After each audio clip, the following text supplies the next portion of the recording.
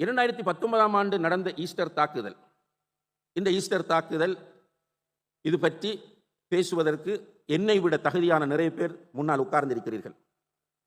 Easter தாக்குதல் யார் திட்டமிட்டார்கள், எப்படி அது நடந்தது, அதனுடைய பின்னணி என்ன, இன்ஷா அல்லாஹ் அவ்வளவும் வெளிச்சத்திற்கு வந்து கொண்டிருக்கிறது. இன்னும் வரும். நிச்சயமாக நம்முடைய மனங்களை புண்படுத்தியவர்கள், நமக்கு அநீதி இழைத்தவர்கள் அதற்குரிய பிரதிபலனை பெற்று ஆக வேண்டும். ஏனென்றால் குர்ஆனில் அல்லாஹ் சொல்கிறான், வலா தஹ்ஸபன்னல்லாஹ காஃபிலன் அம்மா யஅமலு ஸாலிமூன். அநீதி இழைக்கிறவர்களை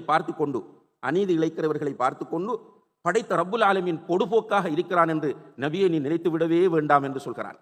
எனவே இது திட்டத் தெளிவான ஒரு அநீதி என்பது நமக்கு தெரியும். அது வெளிப்பட்டுக் கொண்டிருக்கிறது, வெளிப்படும், மிக தெளிவாக வெளிப்படும். இன்ஷா அல்லாஹ் நம்முடைய துஆக்கள் வீண் போக மாட்டாது. சைக்காலஜியிலே ஒரு தியரி இருக்கிறது, இலூஷன் ஆஃப் ட்ரூத் எஃபெக்ட் என்று சொல்வார்கள். இலூஷன் ஆஃப் ட்ரூத் எஃபெக்ட் என்று, அதாவது ஒரு விஷயத்தை திரும்ப திரும்ப சொல்லும் போது அது உண்மையாக மாறும்.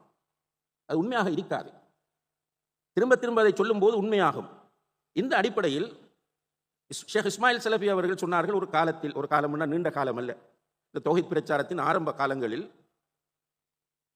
அப்பாவிகளாக குர்ஆன் சுன்னாவை சொன்னவர்கள் பள்ளிவாசலுக்குள் வைத்து எரிக்கப்பட்டிருக்கிறார்கள். அதை செய்தவர்கள் யார்?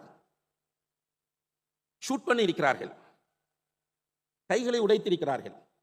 அதெல்லாம் அப்படியே மூடி மறைக்கப்பட்டு விட்டு ஒரு கைக்கூலியாக வந்து நின்று வேலை செய்த ஒருவனை வைத்து தௌஹீத் கருத்தை உள்வாங்கியவர்கள் எல்லோரும் தீவிரவாதிகள், பயங்கரவாதிகள் என்று இந்த இலூஷன் ஆஃப் ட்ரூத் எஃபெக்டை பேஸ் பண்ணி ஒரு கூலிக்கு வேலை செய்யக்கூடிய ஒரு கூட்டம் தொடர்ச்சியாக பிரச்சாரம் செய்தது.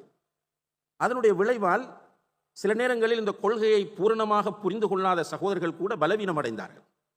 மூசா அலைஹிஸ்ஸலாம் அவர்களோடு ஃபிரௌன் கொலை செய்ய வருகிறான் என்று சொன்ன நேரத்தில் ஓடிக்கொண்டிருந்த அந்த பலவீனமான முஸ்லிம்கள் கடல் குறுக்கே வந்த நேரத்தில் அந்த இடத்தில் இருந்து கொண்டு சொன்னார்கள், இன்னால முத்ரகூன், பின்னால் ஃபிரௌனும் அவனுடைய படையும் துரத்தி கொண்டு வருகிறது. ஓடி போகிறார்கள், போகிற வழியில் கடல் வந்து விட்டது, செய்வதற்கு வழி இல்லை. என்ன சொன்னார்கள் என்றால், மூசாவை நாம் வசமாக மாட்டிக்கொண்டோம் என்று ஒரு சின்ன கூட்டம் அங்கிருந்து கொண்டு சொன்னார்கள்.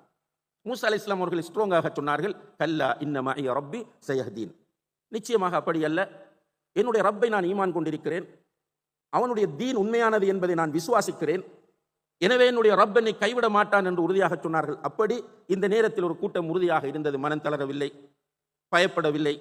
அதே நேரத்தில் சிலர் கொஞ்சம் தடுமாற ஆரம்பித்தார்கள். என்றால் தொடர்ச்சியாக சொன்னது போல ஆயிரக்கணக்கானவர்கள் அநியாயமாக கைது செய்யப்படுகிறார்கள். ஒருவருடைய வீட்டில் இலங்கை அரசாங்கத்தினால் வெளியிடப்பட்ட ஒரு புத்தகம், ஜிஹாதை